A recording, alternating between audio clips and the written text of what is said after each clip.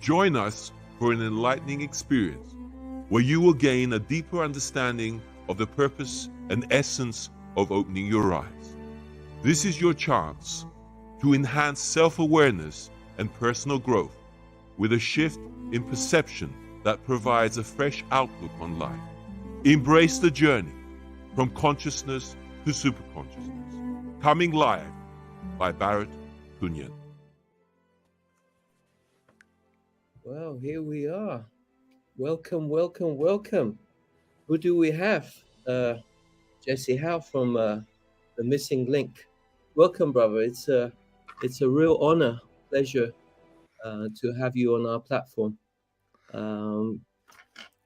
How are you keeping? I know that you not that long ago you've had your quite a traumatic operation, but what I'm seeing in front of me is a truly healed man. So, do you want to tell us how you are? I mean, although you're looking well, but how are you keeping? Thank you so much, and thank you for inviting me here on your platform. It's truly an honor when someone invites me to, speak with them. I'm the host of The Missing Link, and I interview people from all around the world.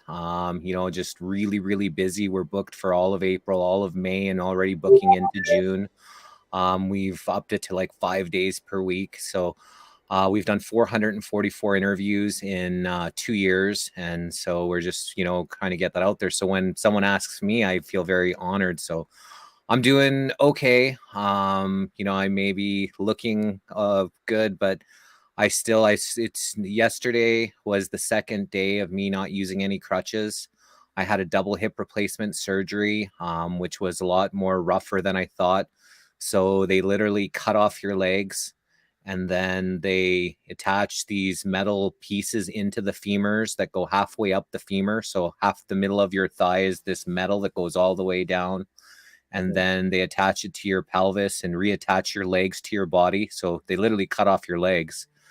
And the first 3 weeks was really rough. And I was on like 8 to 10 painkillers a day, which didn't take the pain away. So even though I was taking these every 2 hours, I was popping either a Tylenol or a morphine or a Tylenol or a morphine for the first 3 weeks. The pain was more than the painkillers could offer. So I was constantly in pain for the first 3 weeks. After 3 weeks, the pain started to the painkillers were stronger than the pain. So for the next 3 weeks, as long as when I woke up, I was in pain, I took my painkiller, and within half an hour, that pain subsided for the day, as long as I took painkillers all day. So I took them for 3 weeks, and then did that for about 6 weeks. And then I stopped the painkillers. It's been about 6 days now, or 7 days, maybe even a week since I haven't been on any painkillers. I still have pain. Started walking without crutches 2 days ago. Yesterday was my second day, and today is obviously third, but I'm still kind of limpy gimpy. Not walking normal. It still kind of hurts, but at least able to move, and I'm fortunate that I was able to get through the surgery because I didn't accept any blood products, so I didn't want any vaccinated blood. So I had to sign a waiver that even if I was dying, that they could not use any blood products on me. And they kept on asking me, "Are you a Jehovah's Witness?" And I'm like, "No." And even like before, and then even the day of the surgery, First Lady, "It says here you don't want any blood products. Are you Jehovah's Witness?" I'm like, "No, I just don't want any vaccinated blood." And then the person that put the epidural in my back, she says, "It says here that you're not accepting blood products. Is you a Jehovah's Witness?" And I said, "No." I said, they just told me that I couldn't get the differentiate between vax and unvaxxed blood, and I wasn't taking that chance. And I rather live honorably through what I believe in than inject something that I think potentially could be much more worse than just passing on and figuring out what the other side is, because I am not afraid of the other side, but I would rather be there than inject this bioweapon, poison, whatever it is, into me. Absolutely. Um, when did you first realize that you had a hip issue? I mean, are we going back a few years now? 13 years ago, I went on a 45-day trip to Asia to 8 Right, different countries, and a bunch of countries were third world. And I was awake and aware to what was going on in the world, but not so much to the pharmaceutical part of things about 13 years ago. mhm, And so I let them, give me all the travel vaccines, all the different, hepatitis and this and that. And I never had any injections since I was a kid, and I was strong as bull as I was a kid. And then 4 days later, after I started to get pain in my leg, I started to get Achilles tendonitis. I'm in all these different Asian countries seeing Chinese herbal doctors. They're putting the pastes and medicines and on my legs, and because my leg was all swollen up, and then I believe that it attacked my hip joint or weakened my immune system, whatever it was, it targeted my hip joints because they tried to tell me I have spondyloarthritis. And what that is degeneration of your cartilage, but it also degenerates your back. My back is perfect. All my spaces. I went to see a chiropractor that, he was looking at my x-rays, and he goes, I can't believe that you have such bad hip problems, but your back is fine. Like, all my spacing and cartilage, everything is perfect in my back. And that doesn't correlate to what they were trying to tell me, that it was spondyloarthritis. So I believe that, I got attacked by whatever was injected into me.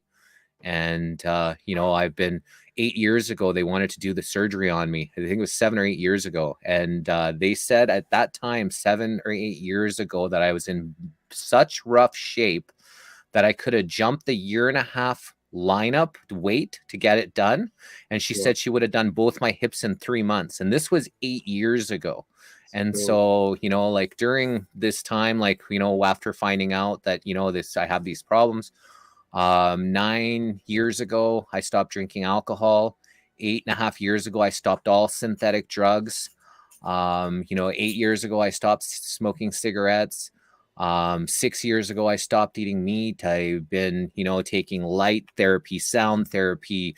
I've gotten Reiki and massages, and I even went to see Dr. Daryl Wolf's son, Sage. He did his elbow. He was like grinding all of my. He said it was just scar tissue that was there, and he was grinding, and it was hurting me.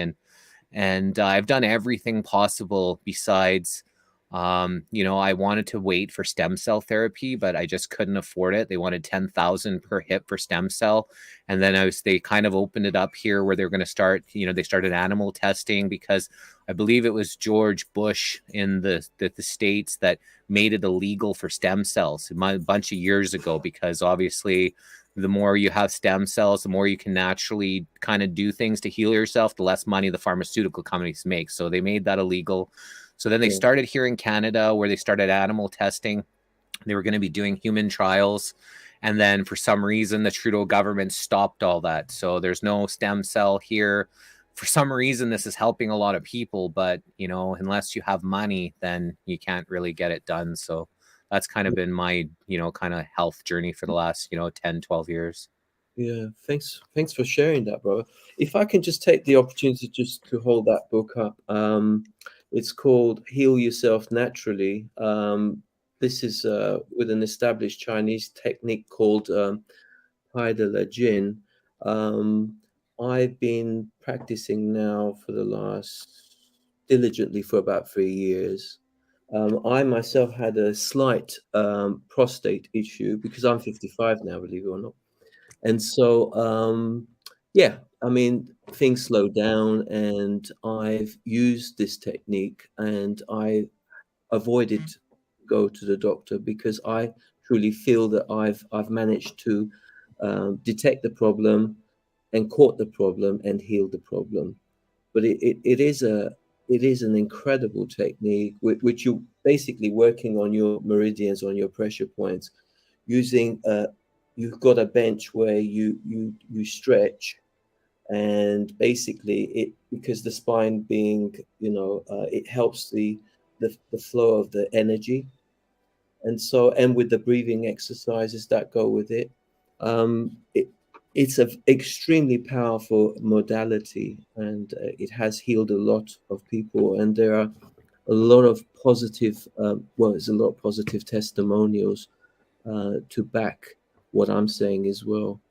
So it's if anybody, there's a lot of techniques, and there's a lot of things. There's a lot of internal imbalances. There's a lot of blocked energy. There's lots of, things that different things like this can help and to heal and stuff.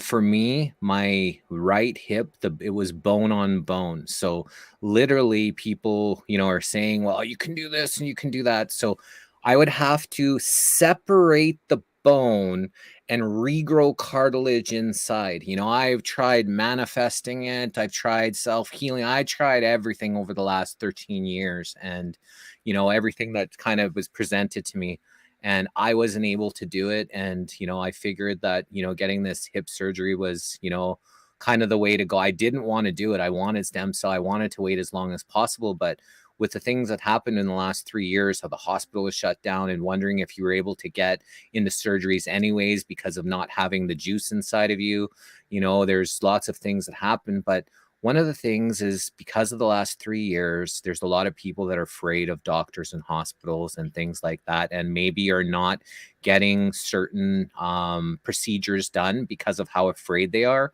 I'm hoping that what I did and my example was being able to show people that, there still are good doctors out there. There still are procedures that you can get done if they're necessary, without having to be afraid. You don't have to get the juice put inside of you in order to, in order for you to get some of this stuff. So I'm just hoping that maybe that's helped a few people, showing my courage, going through this, to being able to get this done. So I wasn't even actually sure. I didn't even set my mind and energy. I just went to go see them, set the booking, and then just seeing if, hey, I didn't even think maybe I wasn't even be able to go do it, right? Like, I didn't even know if they were going to let me because I didn't have the juice and stuff. So, and then all of a sudden it was supposed to be March 15th, and they called me in a month early, so I had to cancel a whole bunch of my bookings, and I didn't even really think about it the whole time. And then all of a sudden I'm like,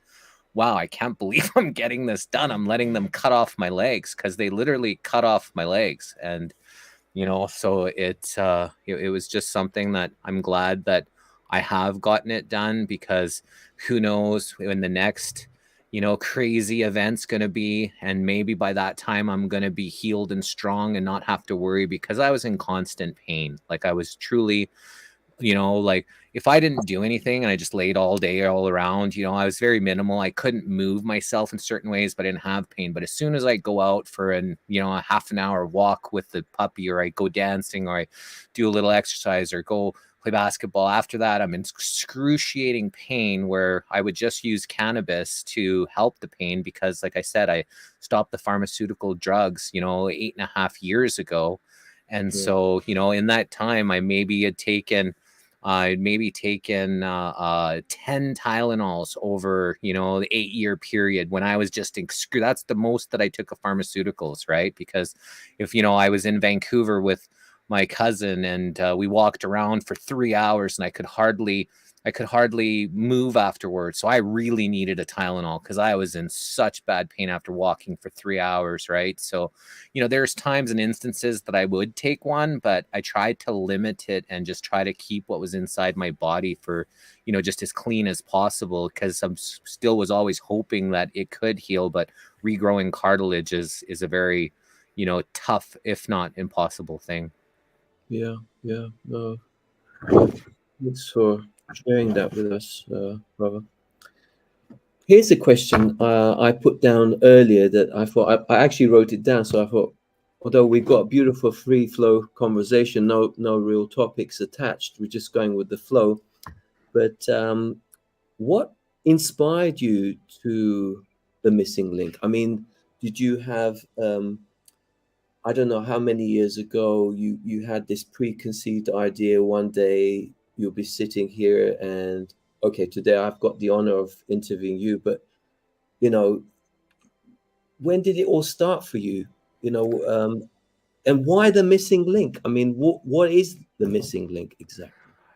So, good question. I've been awake and aware for 30 plus years, if not all my life. I remember, seeing the kids on TV from Ethiopia with their ribs hanging out and, seeing the showing commercials, donate some money. And I couldn't comprehend why we're throwing out all of our excess food, yet there's people that don't have none. And things didn't make sense to me for a very early age. I wanted to get into politics. I wanted to become prime minister of the country and to change things. So I just been planning things like this since like an early age, 16, 17. When I was still in school, I volunteered my work experience with an alderman.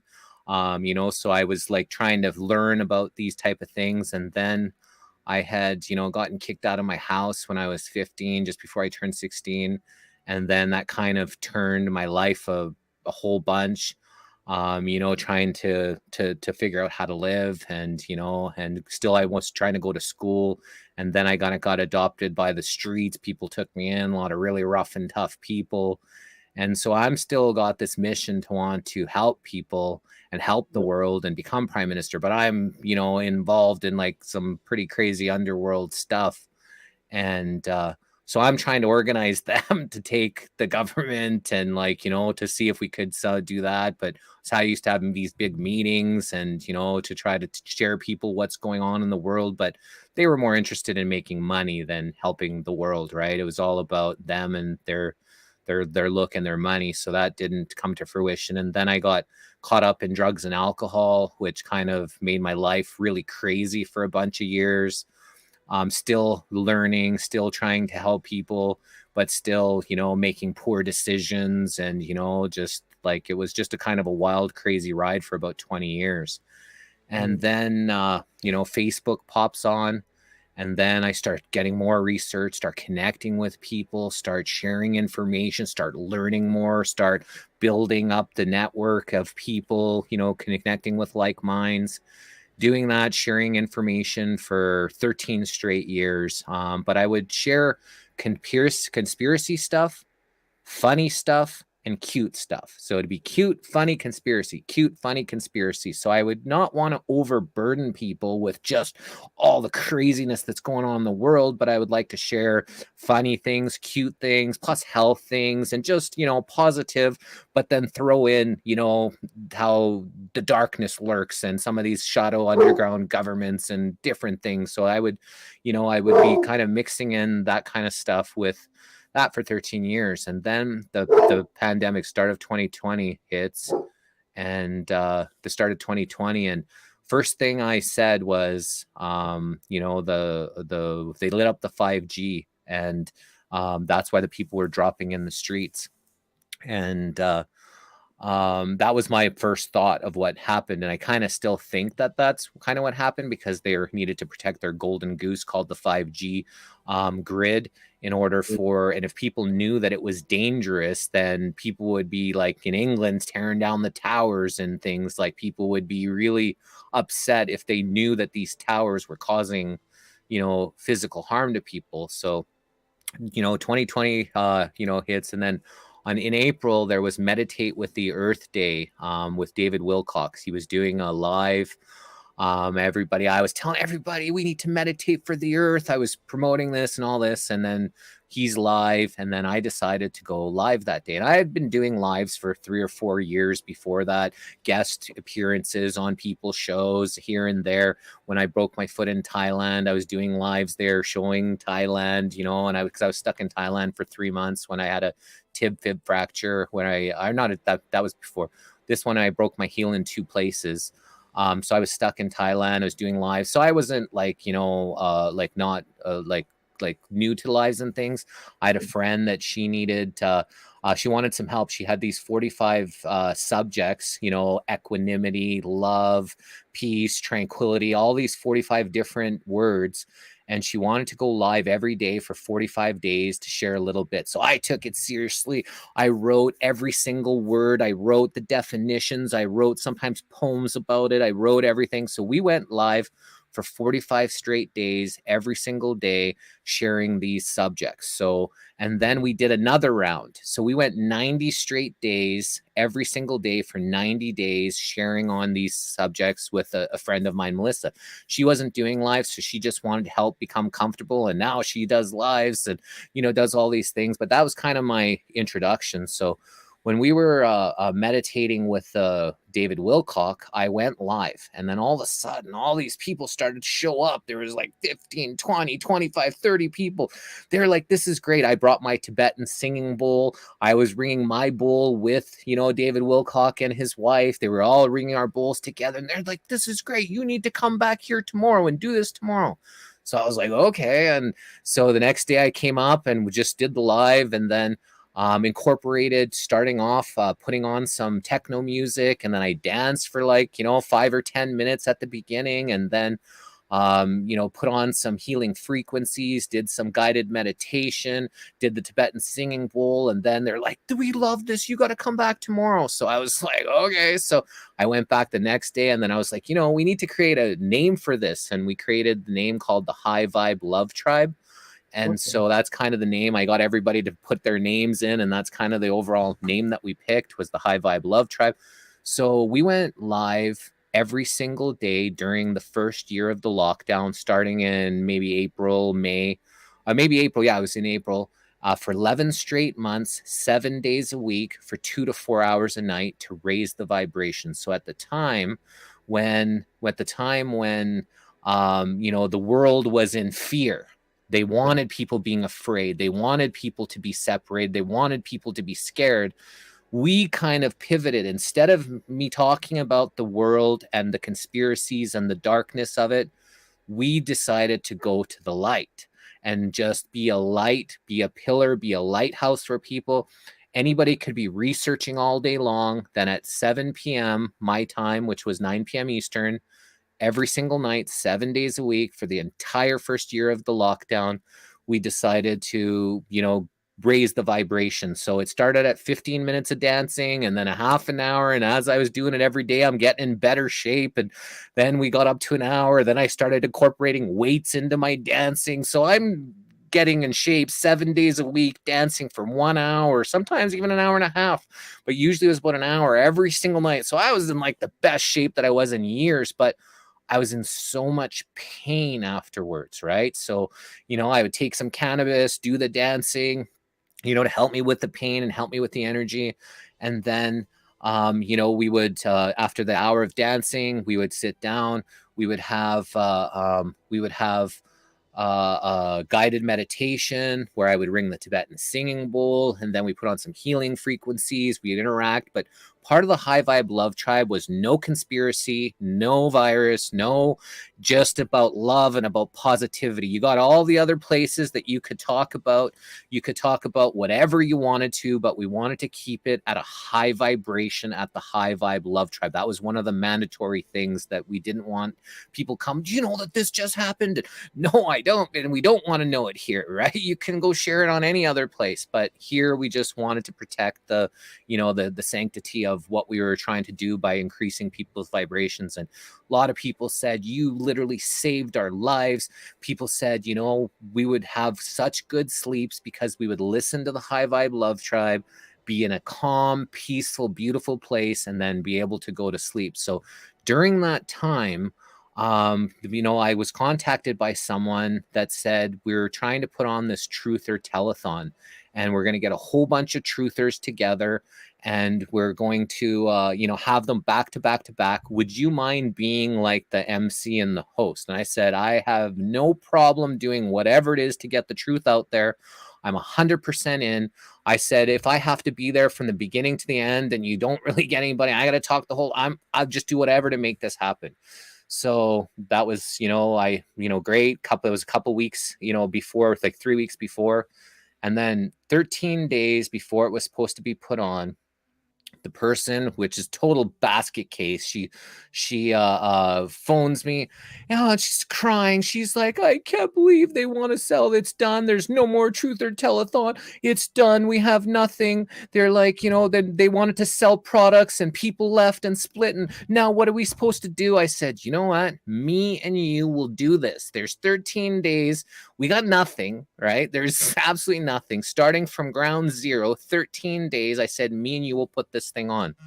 And so we went to work. Next day, there was this network marketer that said he would do the StreamYard, because I didn't know about StreamYard at the time.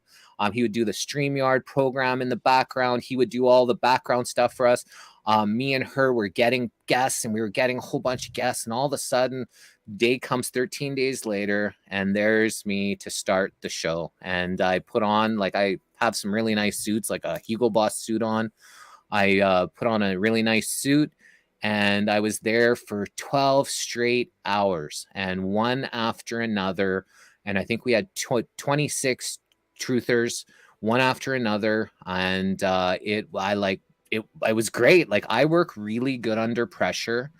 And so at the time, you're talking to people, you're introducing people. Some people do their own monologue. Some people wanted dialogue with me. Some people didn't show up. So I had to talk during that time when nobody showed up. I wasn't prepared or anything, but because I've been researching stuff for so long, I was able to eloquently talk during that time, the gaps that I had to fill. I'm in the back calling friends, messaging them, hey, we had another person's not showing up. Any chance you can fill this spot? So there's lots of moving pieces, and I just love it. I worked such good under pressure. And then people were like, Jesse, you found your calling. You did great. And they're like, you know exactly what you need to do. Because I never thought about doing this before. And this is to your question, right? I never thought about doing this before. I never thought about the interviewing people. And then it was just like, wow, it was went off without a hitch. It was amazing. Well, not without a hitch, but it looked like the production was perfect. The show was great. And then we did a second truth. So we called it the Truth Telethon. It was the Truther one was the other one. We called it the Truth Telethon. So we did a second one.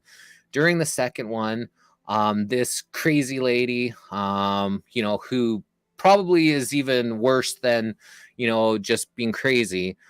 She and the other guy got into a big fight, or whatever. She wanted to come on and talk to one of the guests that she had booked, but he's like, no, Jesse, this is his job. You're behind the scenes. And they got into a fight, and she left. And then she tried to get back on, and he wasn't letting her back into the room, into the back room or whatever. He wasn't letting her in or whatever, what was going on. And then during that time, she had said to my girlfriend before we were booking, oh, you should come on with Jesse. You should come on. But because she couldn't get on, and because whatever happened, then at 8 p.m., so I've been going now for 8 hours or maybe even 10 hours, 10 straight hours I was going. Angeline comes beside me for the last 2 hours. She just sits beside me, and she just kind of hung out at the request of other people. People, she had said, this other girl, well, that was it. Angeline was stealing her show. We can't believe we replaced her with Angeline. And she's been going off 2 years later, 3 years, 2.5 years later. She's still calling us names and that we stole her show. And it was never even her show. There was nothing. She had no show. It was zero before I ended up, coming to before she brought me in. She had nothing, right? We put this on together. This is much mine as it was hers, but she keeps telling everybody it was her show and I stole her show and all this kind of shit. And she just keeps bad mouthing us. Literally 2.5, 3 years later, she just can't let it go. And we decided a third Truth Telethon after this one, but then we called it the Toxin Telethon, where we're going to talk about 5Gs. We're talking about, frequencies and anything to do with toxins in the fluorides and then things it was a toxin telethon. But he decided he wanted to sell a bunch of products, a bunch of 5G stickers, and, they had some other products they want to sell. So that was the last one. And she didn't want to be involved in it. She ditched out. She said, I don't want to have nothing to do with this third one. So that was it. We washed our hands, and now we finished our third one. So at the time, I wanted to start a business called The Missing Link with a friend of mine years before, and we never ended up doing it.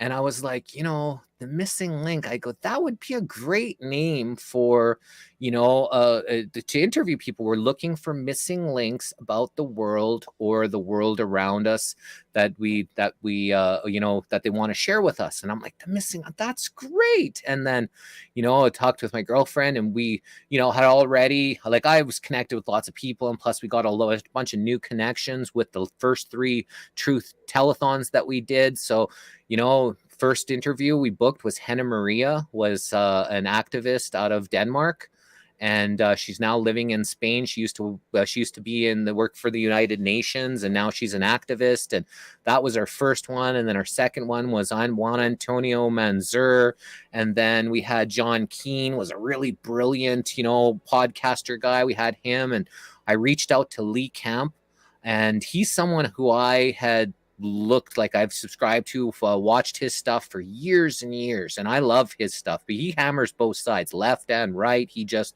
hammers both sides, and he's had like millions and millions of views. So was very, very kind of famous, to me. And I reached out to him. I said, hey, yeah, I just started this new podcast, and I was just wondering if I'd be able to interview you. He emails me back. He says, sure, when? I was like, what?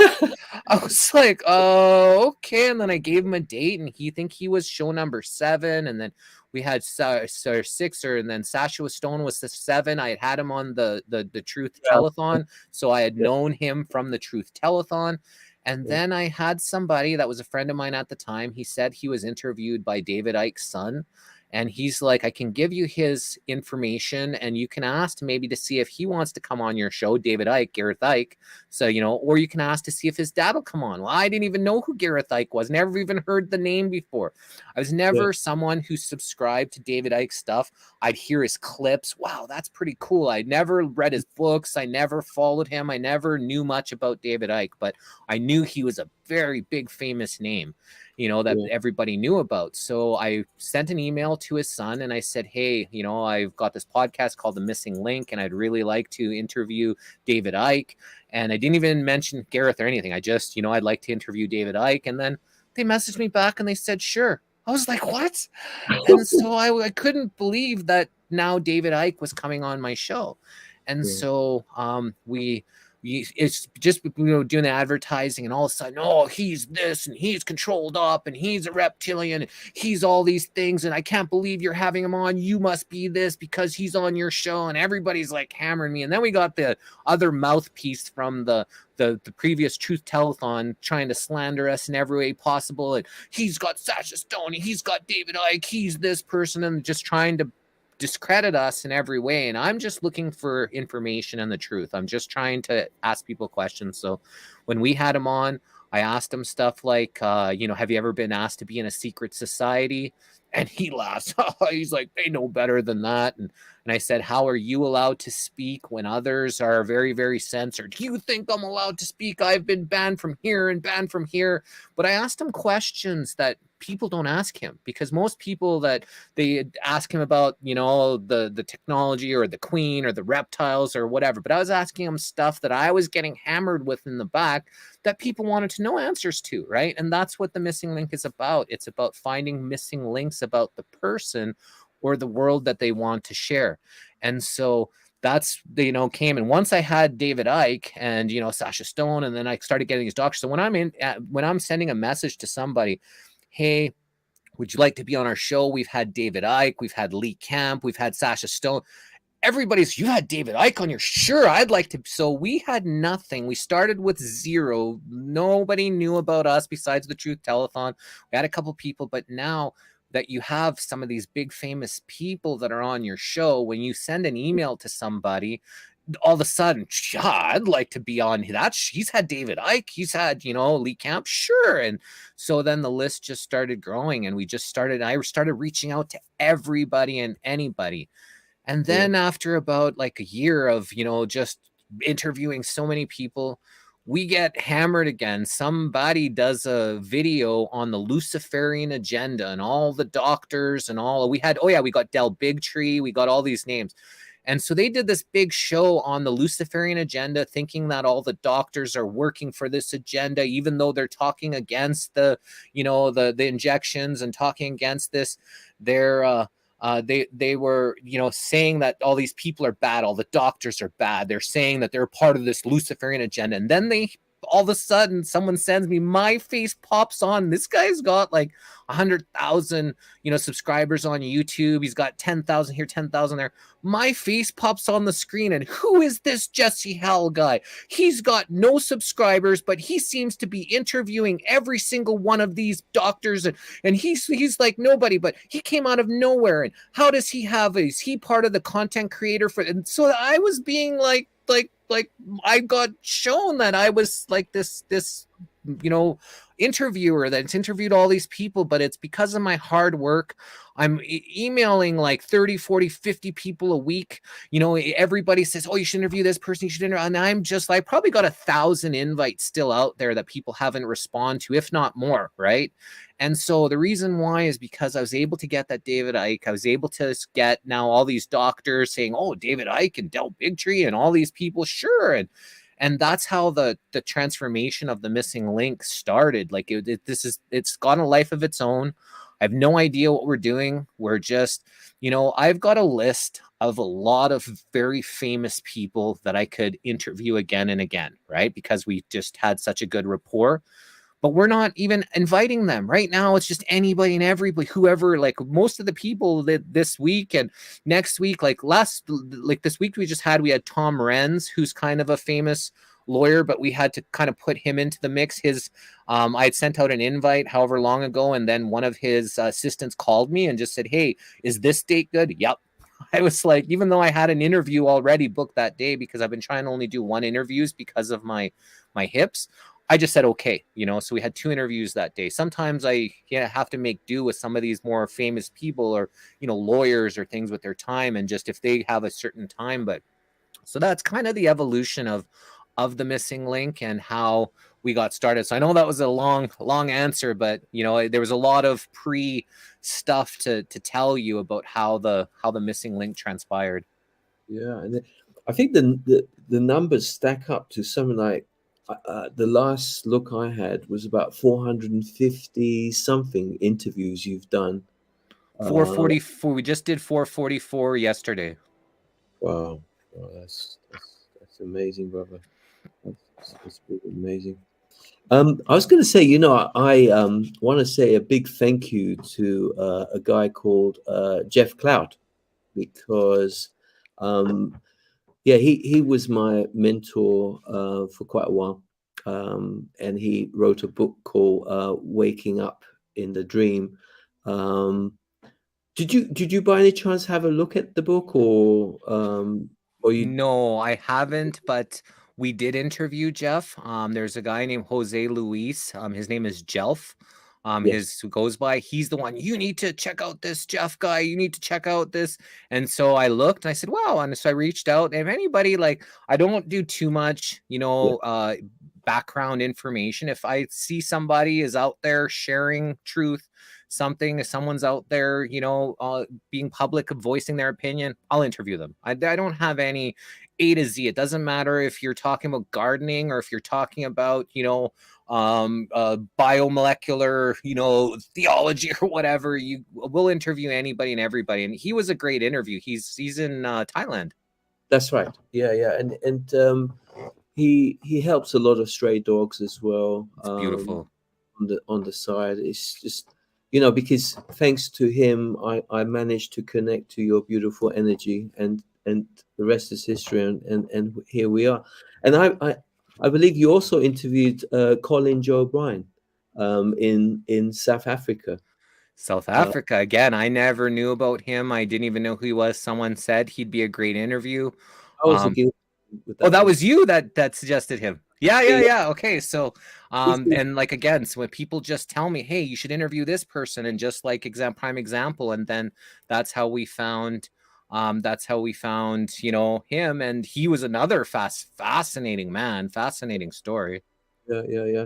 And I take it you've got a very big open mind about things, haven't you? I mean, you hold yourself, I mean, with regards to the people you interview as well. There's somebody else that I'm on the verge of interviewing at some point, but maybe we'll just share this lady here. Her name is Martina Wadehouse. I don't know if I pronounced her name properly, but she's done this book called the Pet Parent Guidebook: Understanding Your Animal from a Higher Perspective. And in here it's just juicy information about, she does remote healing for animals, and she does it for people as well, and she goes really into depth. She's got loads of diagram she's got here animal chakras and stuff like that. That's And amazing. it is, and I would love to share her work with you, and at some point I'll link you up with her. I'm on a weekly dialogue with her, because what I'm going into is divine agency with this, because what Bioactivator is also doing is not worrying about, it's more like a 5D connection, and getting rid of this ideology about protection. We want to give this out to people for free. Amazing. But we are creating certain sanctuary for animals, shelter and stuff like that. Although it's free, if you feel obliged to do a small donation, that goes with it, and then you're more than welcome to do so. So Well, link us up. We'd be happy to put her on to the missing link to bring more awareness to the book, to the cause, and to the foundation or whatever you guys got going on.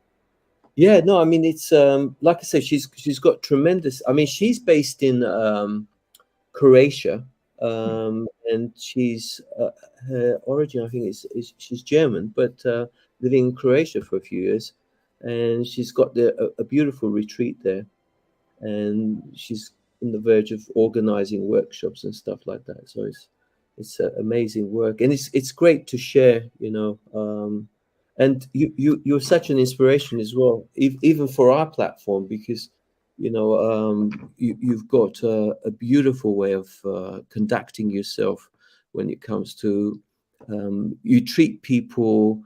Although David Icke and the likes of, I think it was less than a week ago, you had Sasha Stone on board. I mean, do you give your opinions regarding some of the people do you give sort of like No. Not really. No. You stay. You need to stay neutral. Yeah, I try to be as neutral as possible. Whether or not we interviewed Elena Dannon and she's talking about aliens impregnating her when she was 13 years old, and then some other benevolent aliens had to come and rescue her and pull out the baby, and I'm listening as a curious sponge, listening to her perspective on what she believes is happening. I don't look at someone, oh, that's lying, that's bullshit. I don't, I just try to be very open-minded that everybody's experience is real, what they're going through, because at least it's real to them. I try to disseminate. We had this one doctor come out, Dr. Paul Cottrell, and I asked him, first part of the interview was going okay. And then I asked him if he believes that the virus is actually real. And he went off. Dumbass truthers think they're talking about this. They're discrediting. How can it not be real? We've isolated this and isolated that. These dumbass truthers. And he was like, he went off. He was kind of arrogant, maybe borderline ignorant. He was just, and I had to listen to this for about a half an hour, 45 minutes. People in the comments were like, what an asshole. He's this. And I can't sit and watch this. And people were leaving left and right. And finally, after about 45 minutes, maybe 50 minutes, I dug my heels in, kind of told him this is my position. And I wasn't afraid of his, kind of bullying tactics. And then we had the most beautiful conversation for the next 4 hours. The interview was 5 hours and 20 minutes. It was one of my longest interviews that I had. And anybody that left after the first 15, 20 minutes, half an hour, missed out on so much juicy information, because now when I wasn't when I just kind of stood up and dug my heels in, his level of respect for me increased, that I wasn't just going to be like, yeah, it's okay and or whatever. Yeah. But then we had such a beautiful conversation. And then I even brought him back to have with Dr. Amanda Vollmer, they had a debate on virus, germ theory, terrain theory. And that was our interview number 200. So, and it was such an amazing, powerful interview. And it was good that I was able to dig my heels in instead of just be like, what an asshole, and just end the interview. And then we would have missed out on such a great, juicy 200, right? So, just trying to do the best that I can to listen to people, to truly listen, because most people aren't coming online just to feed you a bunch of bullshit, right? There is obviously the ones that are in for whatever, for popularity, for money, for whatever reasons people are getting and maybe embellishing things, or maybe taking lies or whatever, maybe things aren't true or whatever. But I just try to listen to where they're coming from, and then give the audience, the people that are watching, the ability to either agree or disagree. Because if you come in from a neutral perspective, you're not trying to tell people what to think. You're just showing people the information and giving them the ability to make their own decisions, whether they resonate with the person or not. Yeah. Well, thank you for sharing that. I mean, I also find, you're kind of with the missing link, it's bringing people out of the closet a bit as well, isn't it? It's like, here is an opportunity, a platform, a voice that people can be heard, because, where else can one go? So it's very, very powerful, Well, we've had numerous people that have done their very first interview with me. And I have another guy, he's got a massive subscriber list. He says, I've never done an interview, but when I do my first interview, it will be with you. We just had Jeff Berwick from the Dollar Vigilante. He used to be on Fox News for business and stocks. He created Stockhouse, this big, massive platform. He's got his own platform called Dollar Vigilante TV.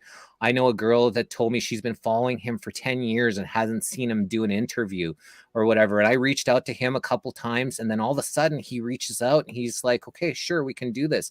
He hadn't done an interview in 3 years, but he came his very first interview. And we don't have we got 14,000 on subscribers on Facebook. We've got almost 5,000 on Rumble. We've got, a couple thousand on Twitter, 1,000 on, we got maybe, 20, 30,000 subscribers. We don't got hundreds of thousands or millions. So anybody that's quite well known or famous in the world, and they decide to come on to the missing link into the platform and talk to me, I feel really honored and feel really special that, that they've entrusted someone that isn't reaching hundreds of thousands or millions of people, and they're still wanting to come and talk to me. And I think that just shows a testament to me and, maybe my interview skills or my energy or whatever it is, or just the divine path that we're on, that people do just come and, agree to come on to the missing link. Yeah, and I've noticed your energy is evolving. It's growing and growing and growing and growing. It's very, very powerful. I also noticed you had I had the honor and pleasure of interviewing Lee Mudway. Yes. He's such a powerful individual. I mean, he's actually helped me, the likes with Rick Jewers as well, to raise my game. I did have some blockages, believe it or not, within myself, and it was quite a journey with them to kind of like help clear that. And it's been fantastic journey so far, and I've really taken to the Global People's monetary system. Are you okay to just give your gut feelings and your feelings as to, like, if you compare, let's say, something that Rick has created, not for himself, for the people, and what, let's say, two models, what Sasha's doing in terms of creating this Earth project. I mean, there's no comparison, is there, between the two? No. So what Sasha's doing is he bought a big piece of land or somehow purchased investors, whatever. They got this land and they're creating a new earth environment where they're going to have 20, 30, 40, 50,000. They're going to have a university and healing centers and healing waters. So that's a specific area of like a sanctuary. So what Rick is doing with the GPMS, it's a global monetary system where you're getting everybody involved. So, with Sasha's, unless you're, in his inner sanctum, or if you want to purchase a property, in there, purchase some land or be a part of invest, you're just investing in a small little but beautiful idea. I love the idea, the 0 point energy. And now, he's got so many fascinating things that he's got going on there that I wanted to go and even visit it with Angeline. We were going to go in June, but I'm not sure if people know this, but that trip has been canceled, so we're not actually going to be going now in June. So for a bunch of different reasons, I don't really want to disclose why, but there's a number of reasons why this timing just didn't work at this time. Yeah. And but you can't compare them, because you're talking about someone who's doing a beautiful project in a small area to help, only, 20, 30,000 people, compared to someone, Rick and Lee, and we even had Devin Truman, all part of that GPMS. We've interviewed all of them separately, and Lee and Rick together. They're creating a global monetary scale where they want everybody in the world to be a part of this, so then they could, just make things like how I see here, where there shouldn't be any, money and finances. Like, there should be just an abundance of everything, that people shouldn't need a scorecard to tell them how good that they've done, based on how much money's in their bank.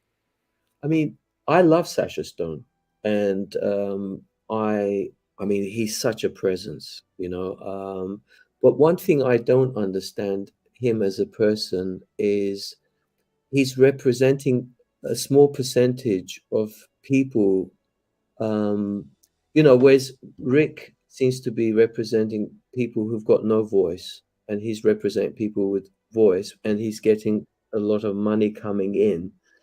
And I don't know if that's going to have a huge impact.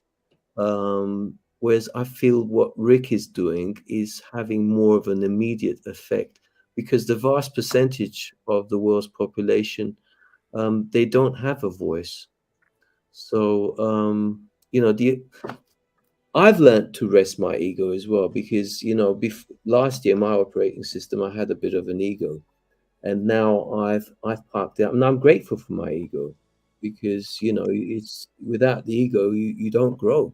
Your journey. There's a perspective. There's a high perspective behind your journey. That's why I decided to set up this platform, because you do all these dynamic inquiry, and with your intuition you you bring things to the surface for the people, to have an informed choice. But I didn't have any hesitation when I saw what Rick put out there. I thought, yeah, it was quite spontaneous for me. I'm looking at Sasha Stone. I like Sasha Stone as a person.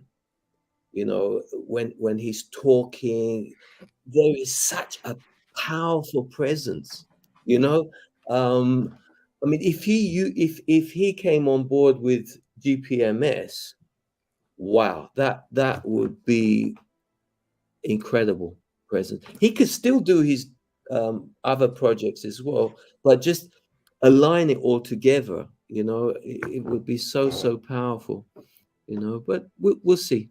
We'll see. Where's your gut feelings reference to where planet Earth is headed? I mean, with humanity the way it is at the moment, with its current moral compass. I mean, we're just coming out of. Well, are we coming out of reference with that phase that we went through with all the vaccinations and things like that? Do you feel that there's going to be a positive end to all this? I can see a positive, but you've got to dig deep, I think, to see something, because things are beginning to surface more and more now. I think people are getting a little bit more upset about what took place a few years back. So these people rule by secrecy. Okay, they've been ruling for hundreds, if not thousands of years in their pajamas, in their secret underground, secret societies, and, you know, whatever it is, pulling the strings. But it's all done under the guise of nobody knowing who they are, what they are, and, you know, what they're doing to us. In the last 3 years, I've seen more people wake up than I've seen in 30 years combined of me, you know, sharing truths and information. I've literally had people that have had to block me or had to unfriend me, you know, 5 years ago. And then all of a sudden during this, they're like, wow, I didn't know that you know, at the time I wasn't ready. I'm so thankful my aunt shared one of your posts and I had to reach out and tell you that I'm sorry that I unfriended you because I just thought you were crazy at the time. But now I see. So I've had like a lot of these experiences, you know, over the last, especially the last 3 years and stuff. So where are we right now? I think we're still at a tipping point. You know, apparently we're coming out of the Piscean age. We're going into the Aquarian age, the age of information, from the age, the Piscean age, the age of dominance, you know, of tyranny kind of forced on us, opposed to now information. People are becoming awake and aware. Are we headed in the right direction? Yes. Have we got to the point where I feel comfortable, where the light is won? No. You know, are we still, you know, at a point where we can go either direction? Probably. Are there more people awake and aware and sharing information? And there's tribunals, and, you know, there's national citizens inquiries, and we just interviewed Tom Renz, who are suing the governments, and, you know, so there's a lot of good things, but the momentum is just started, and we have to keep the foot on the gas. We can't just think, oh yeah, now that, you know, there's no, you know, forced breathing inhibitors or no forced injections, that they're not trying to plan the next one. And is the next one, are they going to spray a bunch of stuff which is really going to kill a bunch of people? I don't know. But we have to be aware that this isn't over, that, you know, that there is still a dark entity out there that is trying to take as many people down with them as possible. Does that mean destroying the earth? I don't know. But I wouldn't be doing what I was doing if I didn't think that, you know, we can win this, that we are looking in a positive light. Because if I thought that there's only a few years left before the total hammer down, I just enjoy the rest of the 2 years. Boy, I'm trying to spend so much time and energy trying to wake people and make people aware and get people to a place if I thought that this was an unwinnable battle. So do I think we've won it yet? No. Do I think we are going to win? Yeah, I do. Do I think we're there yet? No, I don't.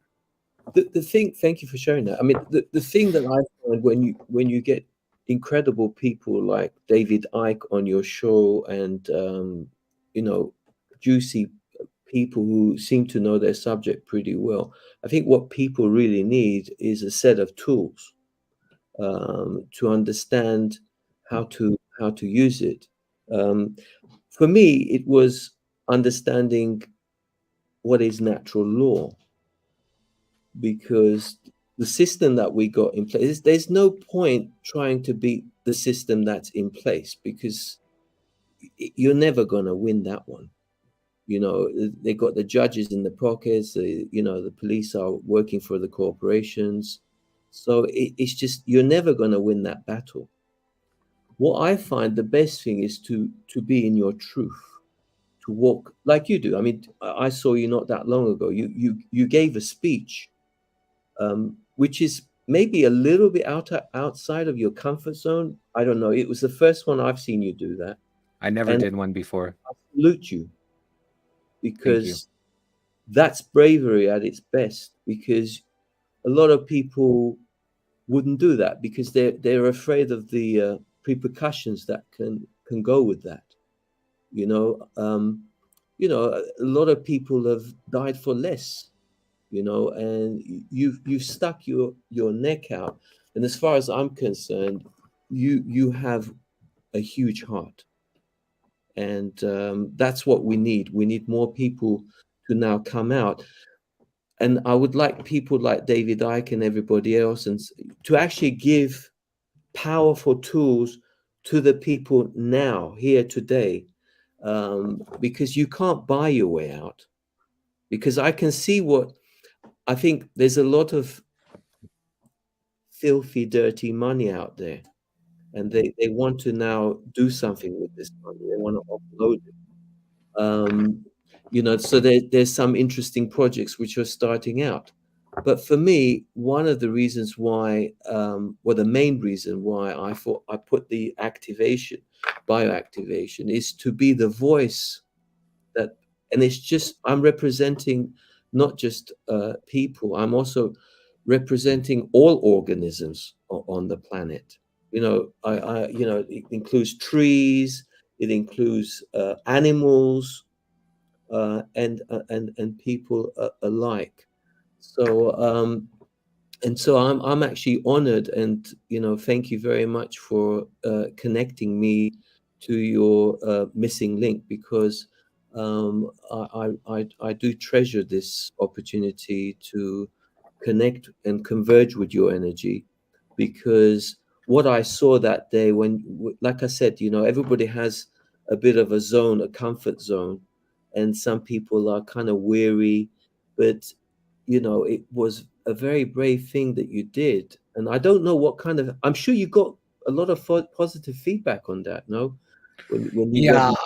I don't usually get nervous. I'm pretty comfortable, especially being in front of this camera and thing, but I was a little bit nervous, and I was trying to make sure I got things, and trying to replay in my head all the things I wanted to say. There was a bunch of things I didn't get to say. I didn't prepare a speech.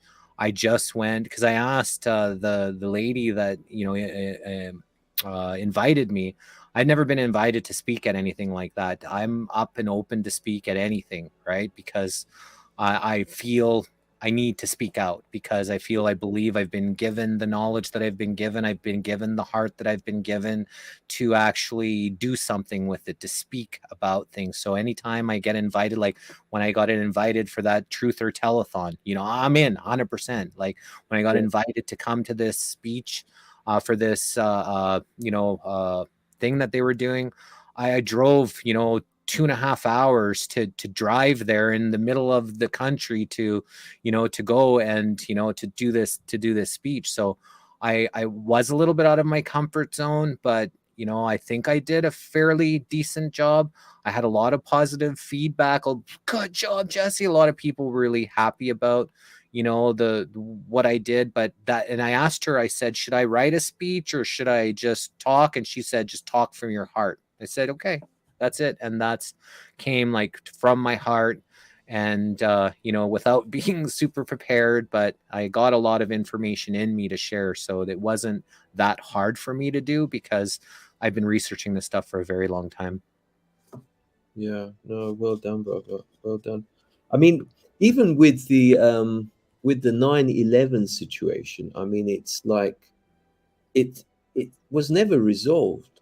Or, I mean, what would you, hand on heart, what do you feel really happened on that day? Because I actually spoke my truth and people ridiculed me.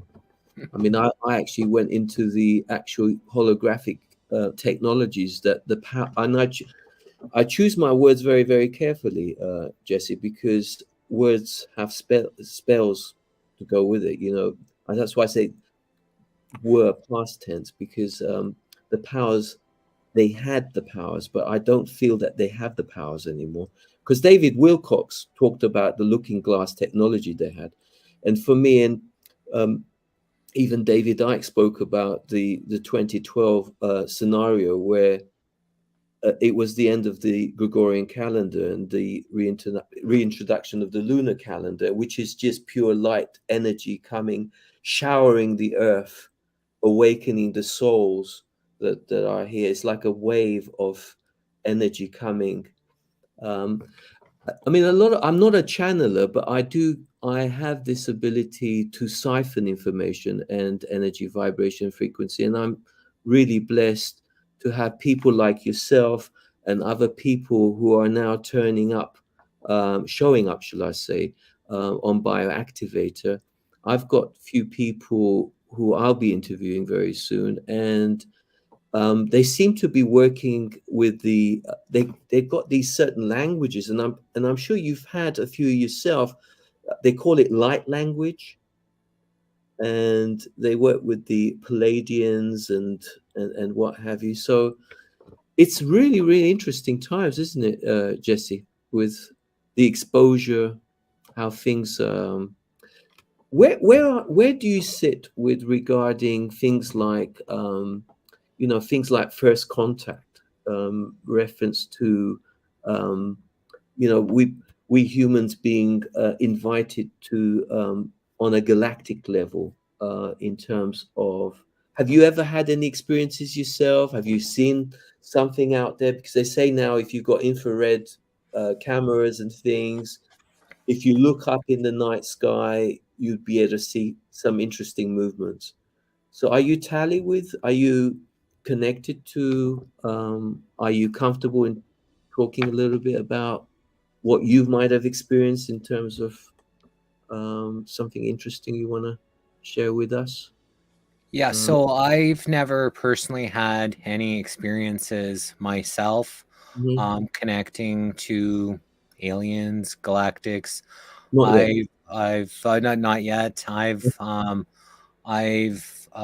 had, like, I've slept on my buddy's houseboat in the middle of the Lake Okanagan, in the middle of a little cove away from everything. And I was, and I was like upstairs on the roof just watching the stars. And I'm like, you know what?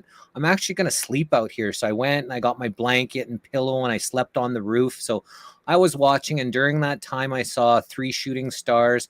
I saw about 10 different things move, lights moving through the sky. Like I've seen, I'm always outside, smoking a spliff, in the nighttime. So I'm always looking up. I'm always taking videos of chemtrails and planes. I'm always out there looking. When I was up on my buddy's houseboat, I'm like, beam me up, Scotty. And I was like, and I'm saying, just come pick me up. I've invited them. I've tried to do that. I know there's people like a good friend of mine, Andreas Moreno from Tales from the Ship and the 144 Club, that talks to galactics. I've interviewed a whole bunch of people that are connected with galactics that talk to them. I don't have those type of experiences. I know my girlfriend Angeline, she had severe trauma when she was a child, being severely abused right from a baby. And Wow. she had to protect herself, protect her body by checking out of her body. So Wow. whatever was happening to it, she wasn't really there.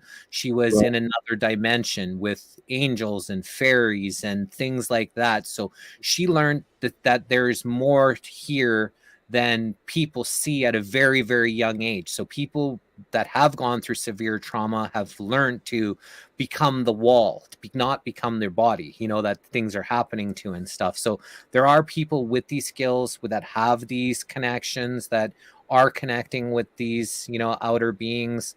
I got stabbed 12 times fighting a bunch of gangsters, protecting a girl. They were trying to pimp out this girl, this gang. And I ended up after they had left, I was in a basement suite. I walked up the stairs, and as soon as I got to the glass doors from the apartment building to open them up, everything went white. I couldn't see anything. So I walked through. I went down the other side, but couldn't see the stairs going down. So I fell down the stairs, hit the ground. Everything went pitch black.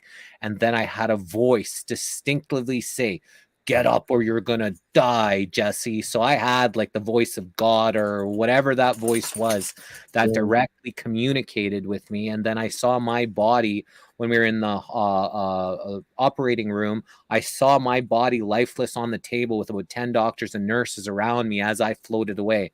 What happened on the other side? My memory was wiped, or I don't remember anything. There's people that say they have the stories and they saw Jesus and they saw the lights and all this kind of stuff. I just saw my body get smaller and smaller, and then I don't remember anything after that. So, like I don't have that, and I know one time we were doing the High Vibe Love Tribe. I had gotten contacted with Jacob Rothschild tried to contact me on Facebook. And I was said, like, I'm like, is this a joke? No, this is not a joke. And this was like a real account from 2010. So the account was Jacob Rothschild's account was open from 2010 to that point was 2020. And so, you know, a 10-year account. And then I started asking some questions and then he didn't answer. And then I said, what happened? A reptile got your tongue? And this is what I like said to him. And then all of a sudden, all of the messages got deleted and I was blocked and all this. But so that had transpired. And I don't know, it was maybe like a couple weeks later, I had felt that he was trying to communicate with me. I knew it was him that was communicating with me telepathically. Like I had a telepathic. So these are some of the supernatural kind of things that I've kind of experienced. But no, I don't have, like, I obviously talk to our Father, our Creator. You know, I pray all the time. I have a deep connection with my spirituality, but you know, I don't have much direct communication like other people, you know, have these stories that they communicate with people on the other side. Yeah. And if you don't mind me asking, reference to your origin, are you pure, I mean, Canadian? Are you born in Canada?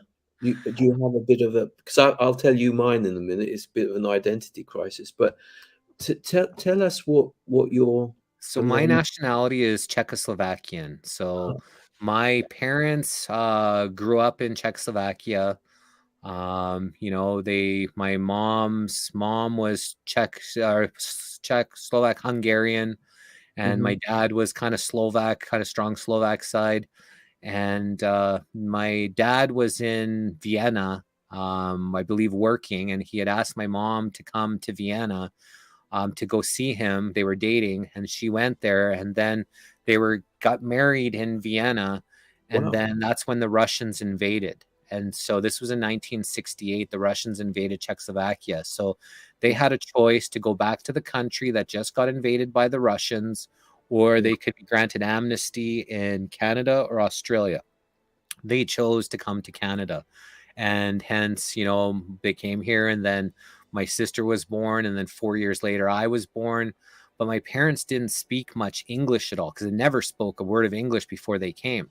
So I had just learned, you know, Czechoslovakian at the time, because at the time it still was together. You know, I believe it was in the 90s when Czech and Slovak, Czech Republic and Slovak split up. You know, first country in history to split up peacefully. But I didn't learn English until I was about 5 years old. So technically I'm English second language. I'm ESL because, you know, that was my first language. I still remember it. I don't really think much in it, but whenever I go back there within a 24 hours of me speaking to everyone, my fluidity comes back. And like, you know, but I've never taken any school.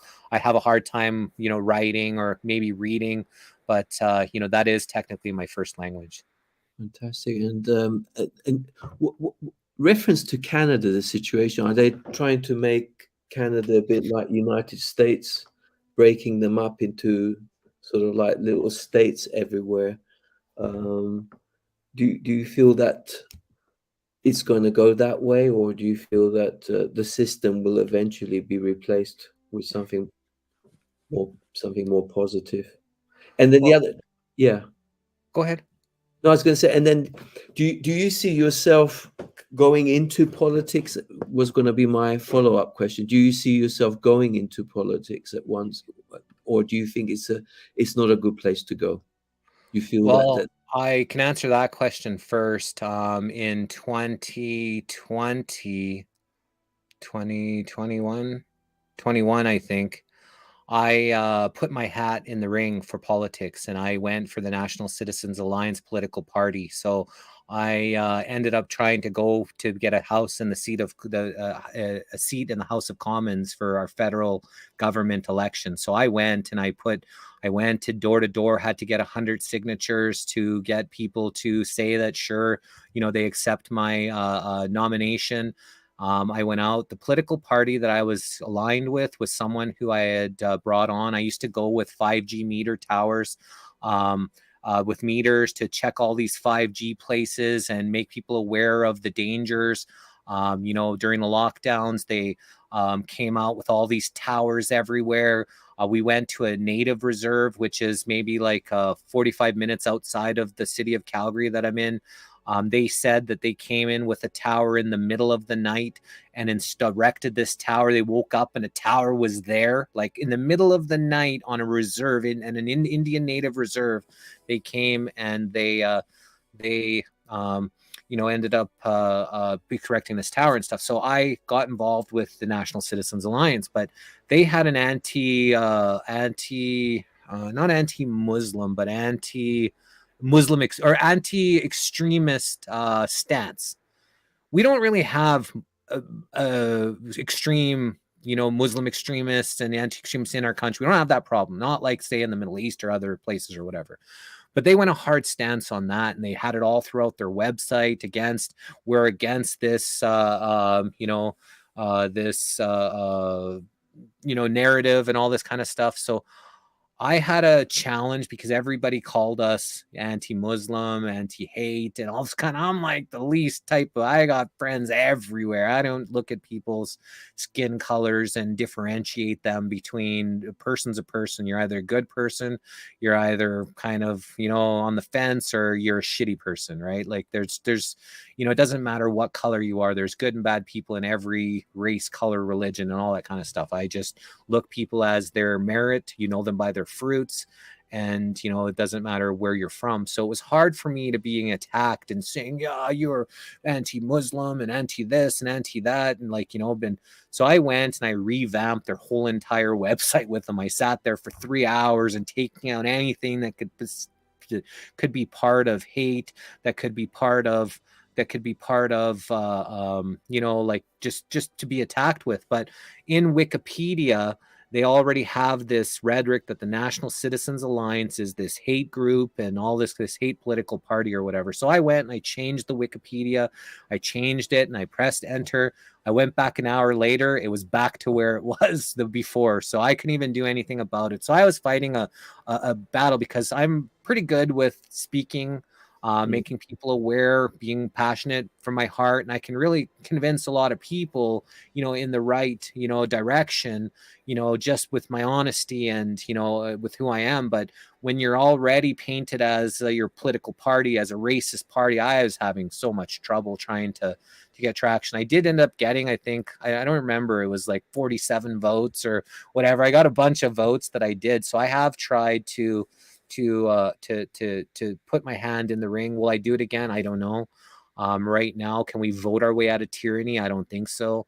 Can we do this? They've been linked up with the constitutionalconventions.ca that are talking about, them writing their own constitutions for, your own municipality, for your own state or province, actually, doing something. They've got some solutions to try to stop this tyranny. So I'm kind of in alignment with, that kind of stuff about, because I believe we're very corrupted. And can I go and get myself, even if I had half of the country, even if I had 90% of the country who wanted to vote for me, would I get elected with their cheating systems? Probably not, because they don't want somebody that they can't control, right? They don't want somebody leading a city or a province or even a country like the size of Canada if they're not already bought and paid for, right? So they do cheat. So like I said, is that a direction that I want to go? I don't know. If I was ever nominated or elected into a position where I could help a bunch of people, would I take on that responsibility? 100% I would, because I know that I could do it in a fair and benevolent way, that I would be helping the people and I'd be stopping the tyranny. So would, if I've ever asked? Yeah, I 100% would. Will I do it again? I don't know, because I don't know if, putting my time and energy to try to get elected to a place that they're cheating and then probably couldn't do much anyways because it's so corrupt in that political system, it might just be pointless anyways. Do you thank you for that. Do you feel the system is on the brink of a possible collapse? Because there's what is propaganda at the moment? I mean, there's a lot of information in social media. I mean, the CIA, who knows who's printing what? Who owns social media? I mean, it's like we know who owns the papers, but you've got to find that intuition, that moral compass, to be centered and not to take sides. Because one of the reasons I also set up this platform is so that we can cover good journalism, to bring people who are frightened, who are lost, to help navigate through a system where they can understand the essence of the evolution of the planet. Because one of the reasons for me to set up also this, there's so many reasons why we set this up, is to understand the essence of why we open our eyes every day. Because if you don't, it's a hamster wheel. Things just go round and round, and lessons just repeat until you discover self, and through self you find a divinity within yourself. And what I find now is I leave a signature everywhere I go, and this is something relatively new, and that's why this is a very powerful platform to deliver the tools. Be more conscious, take ownership, greater care. And it begins with self, doesn't it, Jess? It begins with yourself, because not just you have to be conscious of what you're putting inside your vessel, because what you put in ultimately comes out. So how abrasive you are, how you treat communities and brothers and sisters, is what kind of relationship am I having with myself? So that's the dynamics of what I thought. And together, I think, and I had the pleasure of watching Todd as well. Todd is a powerful soul there as well, Todd Medina, who also interviewed you. How many people? I just want to ask this question: what inspired you to want to be interviewed? Here's a question: What you like the feeling of being interviewed, because you were offering incredible nectar of information? Because look, you've interviewed so many people. You've got this incredible cocktail of information, data, and you know, as far as I'm concerned, you're pretty much a powerful being. Even before you interviewed people, you had that presence. So now you've brought yourself into the alignment of what can I do, or all the people that you've interviewed. You've got quite a lot of wisdom behind you. Probably, where's the question? No. Yeah, so I do believe that I've been gifted with a lot of knowledge and discernment and the ability to know the difference between right or wrong.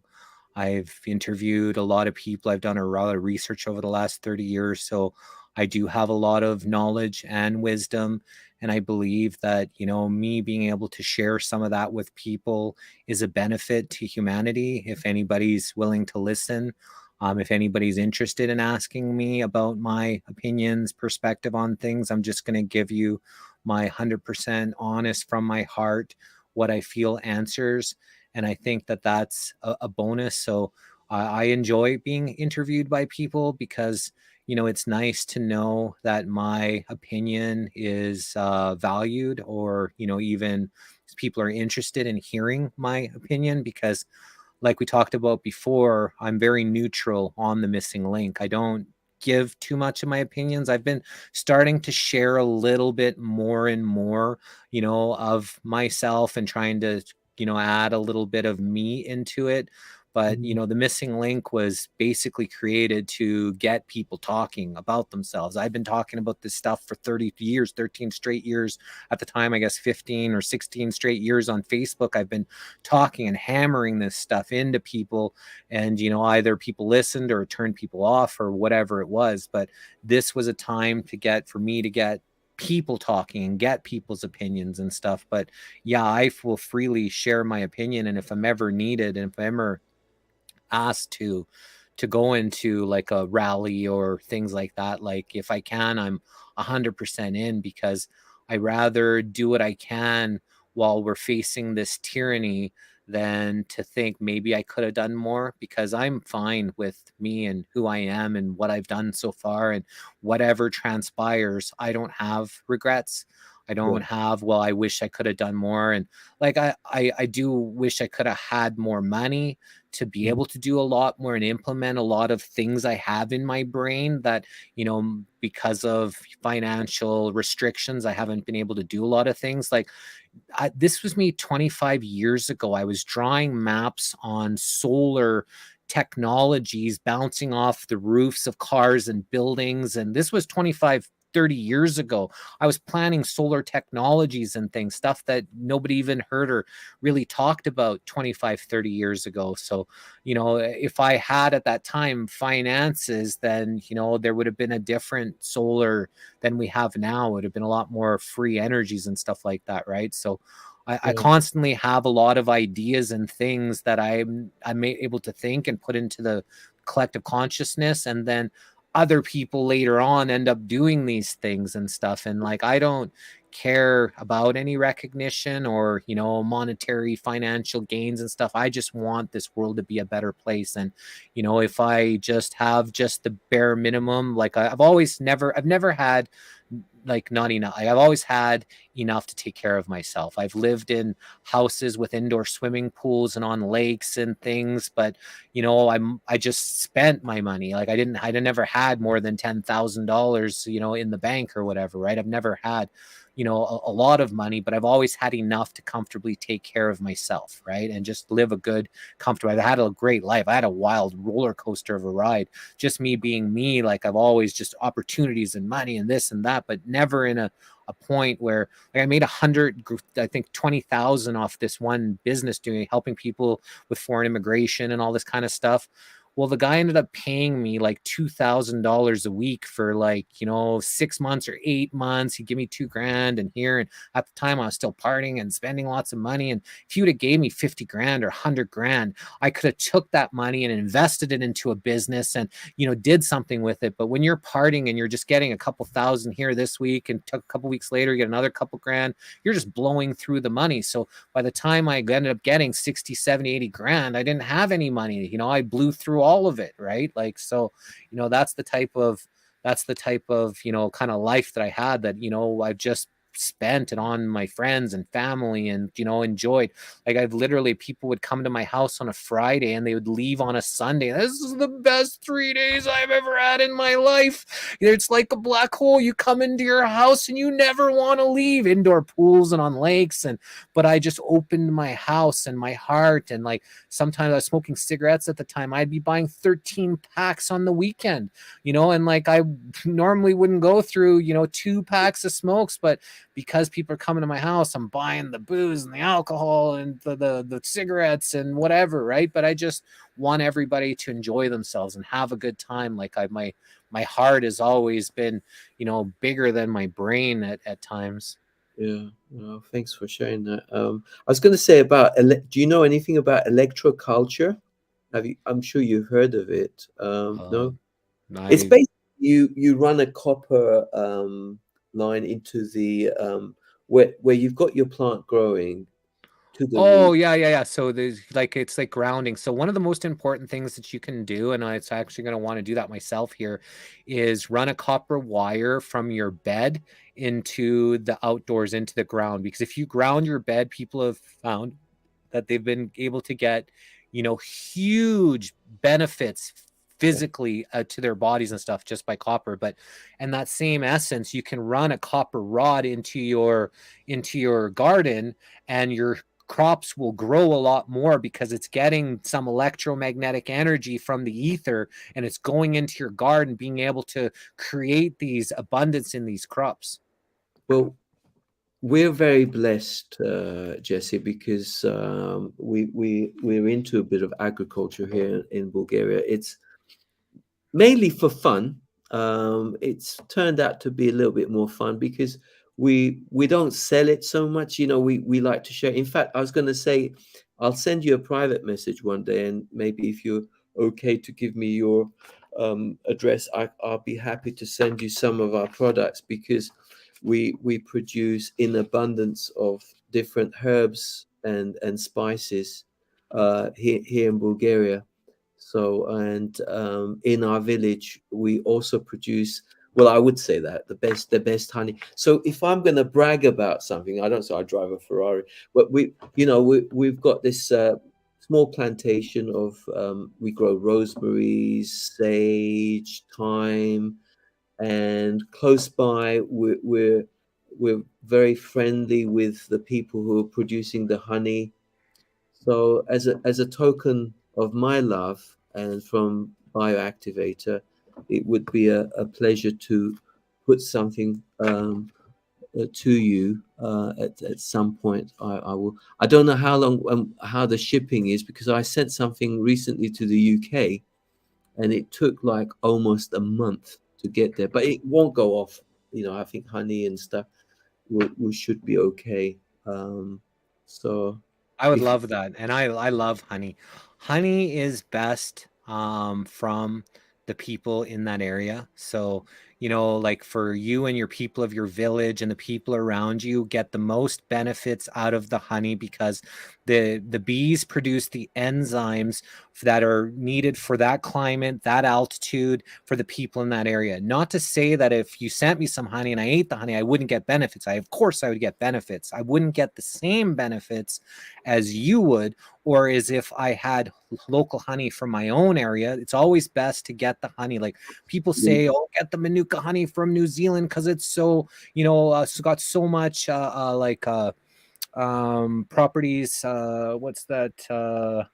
Antibiotic properties, right? So the people say that, but the best honey that you can get is from your local honey producers that produce it somewhere where you live, Hutterites, or that's by far the best. Is having any honey that's not pasteurized from any other place beneficial for? Of course it is. It's honey. It's got enzymes. It's got, but yeah, I would love to try your honey, and that would be, I would be so honored to be able to get something like that from you. And it's ethically done as well, and it's not like they're stealing from the bees. It's not like they don't give cheap nastiness like compensate for sugar and stuff. So they kind of work together. So it's a beautiful relationship. I was just going to say thank you very, very much. I mean, we've just passed now the hour and a half. Yeah, so I just wanted to say something. So I see Lori is still here. So she wanted me to say something in Czechoslovakian. I saw her comment before. So ja viem, jak rozprávat po slovensky. To bol môj prvý slovo. Aj prečo ja viem rozmýšľať po slovensky, aj ja viem, jak hovoriť po slovensky. So what I said is that I know Czechoslovakian. I know how to think. I know how to talk in Czechoslovakian. So I was just sharing a little bit about the Czechoslovakian with you. And so I saw her comment earlier. So I wanted to just make sure that I was able to say a little bit and that's my first language. And I don't hardly ever talk it or speak it, but because I learned it from birth until I was 5 and spoke it at home until maybe 7, 8, 9, or whenever I slowly stopped speaking English, I never it's just, I don't forget it. It just doesn't, people say if you don't practice it, like I moved to Mexico in Cancun 22 years ago and I learned Spanish, and not like in-depth conversation Spanish, but I learned how to get along Spanish where I could talk to people. So throughout the years,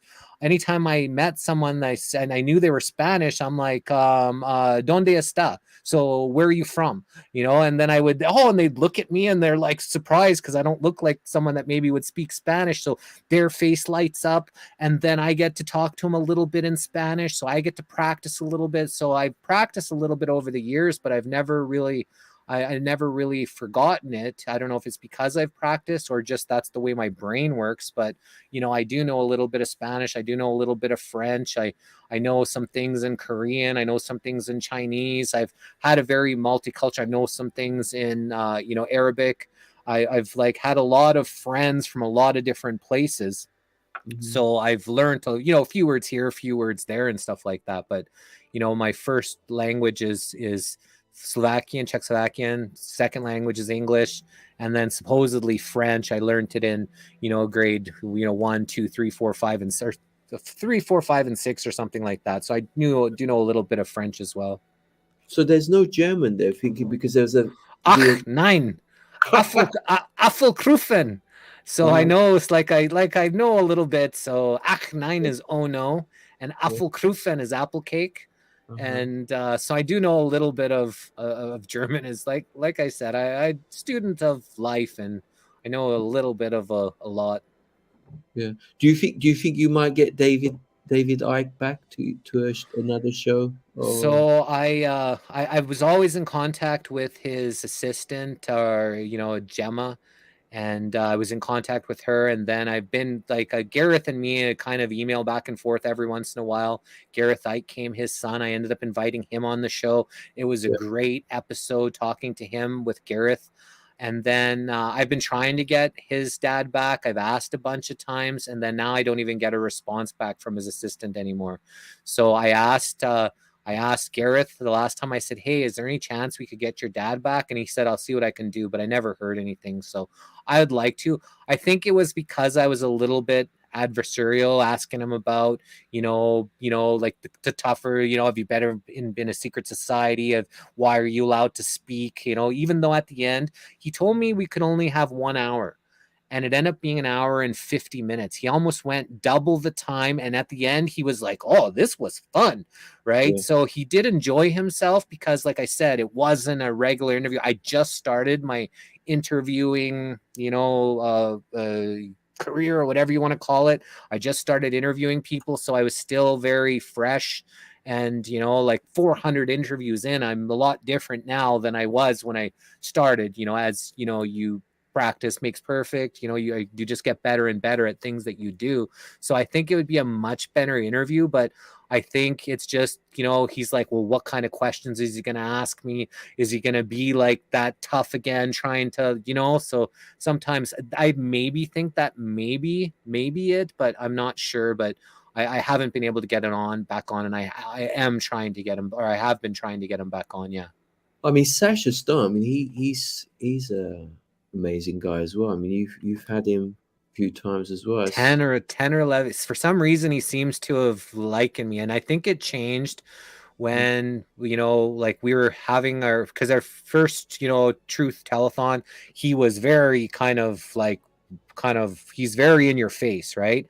And then when I think our very first interview that I had him on the Missing Link, I told him the story about when I got stabbed 12 times, and all of a sudden his energy towards me seemed to have changed, and his respect for me, like he gained a lot more respect for me that maybe he didn't have, or maybe he just, he didn't know me. But as soon as I told him that story, it just seems like we've built a kind of a relationship or a friendship or whatever. He's invited me to come to his baccalaureate, like he's invited me to go there. So I don't know, but I just seemed like once I told him that story, it seemed like he just seemed to find a new set of respect for me that he never had. And then we've kind of built kind of an internet friendship, ever since that. Usually when I ask him to come on, he says yes.